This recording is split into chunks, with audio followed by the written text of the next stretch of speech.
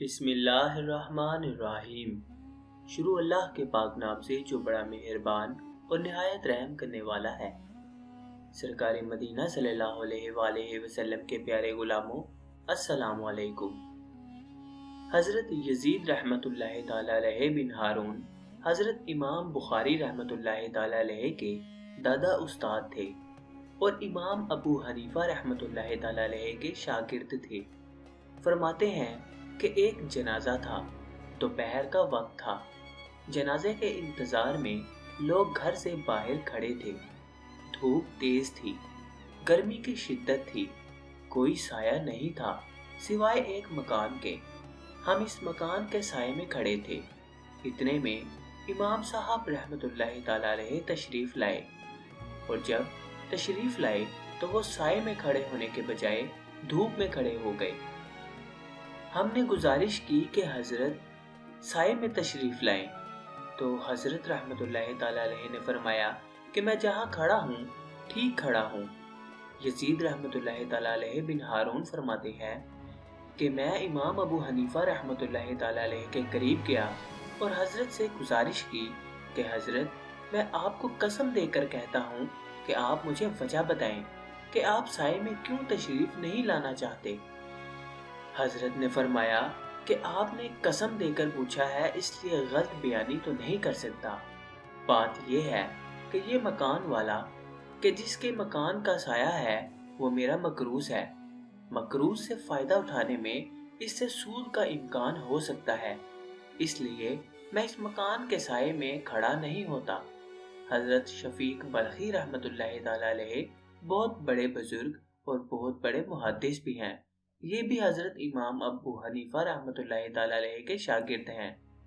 हजरत शफीक बल्खी रहमतुल्लाहि ताला अलैहि फरमाते हैं कि एक मर्तबा मैं हजरत इमाम अबू हनीफा रहमतुल्लाहि ताला अलैहि के साथ जा रहा था। देखा कि सामने से एक आदमी आ रहा है। वो एकदम गली में मुड़ गया। महसूस यूं हुआ कि हमें देखकर मुड़ा है। तो इमाम अबू हनीफा रहमतुल्लाहि ताला अलैहि ने फरमाया कि ये शख्स हमें देखकर गली में मुड़ा है, मालूम नहीं इसे हमसे क्या खौफ था। आओ चलें इसका खौफ दूर करें। हम तेजी से चलते हुए इसके करीब पहुंचे और इसको जा लिया, सलाम किया, और फिर हजरत इमाम अबू हनीफा रहमतुल्लाहि ताला अलैहि ने सवाल किया कि यूं मालूम होता है कि आप हमें देखकर गली में मुड़े हैं, क्या वजह? आपको हमसे क्या खौफ था या किस नुकसान का अंदेशा था?